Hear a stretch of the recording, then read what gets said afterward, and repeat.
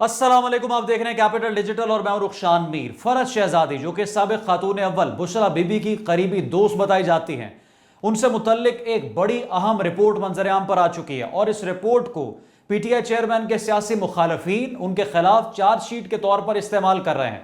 फरज शहजादी के bank accounts में अरबों रुपए की ट्रांजैक्शन किस तरह से हुई, कुछ तफसीलात मैं आपके सामने रखता हूं और एक बड़ा अहम सवाल जिसका जवाब पीडीएम हुकूमत को देना चाहिए लेकिन वो खामोश है। दिसंबर 2019 को प्रॉपर्टी टाइकून से आउट ऑफ कोर्ट मुआहदे के तहत मुबैना तौर पर 190 मिलियन पाउंड्स पीटीआई हुकूमत को मिले। फरज शहजादी ने 19 जुलाई 2021 को प्रॉपर्टी टाइकून से 240 कनाल जमीन अपने नाम करवाई और यह 240 कनाल जमीन उन्हें रिश्वत के तौर पर मुंतकिल की गई। इसके बाद 489 मिलियन रुपए से जायद का काला धन इस मुबैना रिपोर्ट के मुताबिक उन्होंने रेगुलराइज करवाया। उनके बैंक अकाउंट्स में अरबों रुपए ट्रांसफर हुए। उनके बैंक अकाउंट जो हैं फरज शहजादी और एहसन जमील गुजर और उनके पार्टनर्स के मुल्क भर में 102 बैंक अकाउंट्स हैं मुबैना तौर पर और इन अकाउंट्स की कुल मालियत 14.5 अरब रुपए है।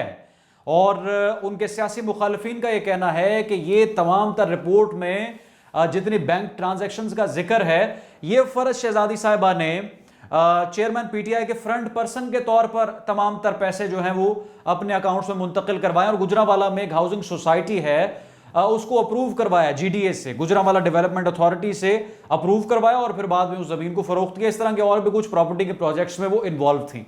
अब ये रिपोर्ट तो बड़ी डिटेल्ड है और इसमें तो बहुत सी ट्रांजेक्शन्स का जिक्र है, लेकिन अहम सवाल, फैसल वावड़ा साहब जो कि कभी पाकिस्तान तहरीक इंसाफ का हिस्सा हुआ करते थे, आज से 9 महीने पहले एक टीवी इंटरव्यू में उन्होंने कहा कि फरज शहजादी साहिबा को जनरल कमर जावेद बाजवा के अहकामात पर बैरून मुल्क शिफ्ट किया गया और उस वक्त तक वो ये चाहते थे कि पीटीआई चेयरमैन के साथ ताल्लुकात इतने ख़राब ना हो या ये उनकी नाराज़गी का बायस ना बने।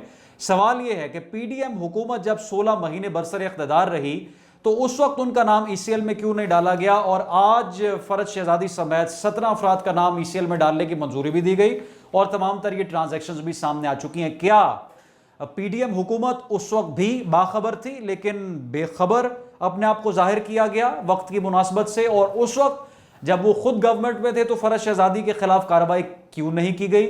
और अगर आज वो वादा मुआफ गवाह मिसाल के तौर पर बन जाती हैं साबिक खातून अव्वल या साबिक वजीर आजम के, तो कानूनी तौर पर इसको किस तरह से अब जस्टिफाई किया जा सकता है 2 साल बाद के वो उनके फ्रंट पर्सन के तौर पर काम कर रही थी और ये तमाम तर जो ट्रांजैक्शंस हैं ये तमाम तर ट्रांजैक्शंस चेयरमैन पीटीआई के अहकामात पर हुई। यहाँ पे एक अहम सवाल, आपको याद है कि जब घड़ी का मामला था तो उमर फारूक ज़हूर जो मंजर आम पर आए कि मैंने ये कीमती घड़ी जो तोशा खाना तहाइफ में मिली पीटीआई चेयरमैन को मैंने खरीदी, तो उसको भी उसकी भी नफ़ी की गई और पीटीआई चेयरमैन ने उनके खिलाफ कानूनी चाराजोई का मुतालबा किया। अब अगर वो पाबंद सलासिल हैं और उनके साथ इन तमाम तर ट्रांजैक्शंस को जोड़ा जा रहा है तो इसकी बुनियाद को जो उनके सियासी मुखालफीन हैं वो किस तरह से साबित करेंगे, क्वेश्चन नंबर 1। और जब अपनी हुकूमत थी उस वक्त क्यों खामोश थे? क्या फैसल वावड़ा साहब के जो क्लेम्स हैं वो दुरुस्त हैं? उनके जो उन्होंने सवालात उठाए वो तमाम तर सवालात दुरुस्त हैं? और एक और अहम सवाल ये कि क्या फरज शहजादी का कोई रिलेशन पीटीआई चेयरमैन के साथ डायरेक्ट था या महज तस्वीर की बिना पर? तस्वीर तो उनकी किसी के साथ भी हो सकती हैं, किसी पॉलिटिकल वर्कर के साथ भी हो सकती हैं, उनके साथ क्या उनका कोई ताल्लुक था? किस तरह से वो रिश्तेदारी साबिक खातून अव्वल के साथ निकालेंगे और वो ऑडियो लीक को इसके साथ किस तरह से जोड़ रहे हैं जो प्रॉपर्टी टाइकून की मुबैना तौर पर लीक हुई जिसकी बाद में उन्होंने नफी की? ये बहुत आम सवाल हैं और ये पीटीआई की जो उस वक्त स्टेक होल्डर्स थे जो आज सवालात उठा रहे हैं उनको भी इसका जवाब देना चाहिए और अवाम को बताना चाहिए कि पहले खामोश क्यों थे। रुखशान मीर को कैपिटल डिजिटल से दी इजाज़त, दोबारा हाजिर होंगे। अल्लाह हाफ़िज़।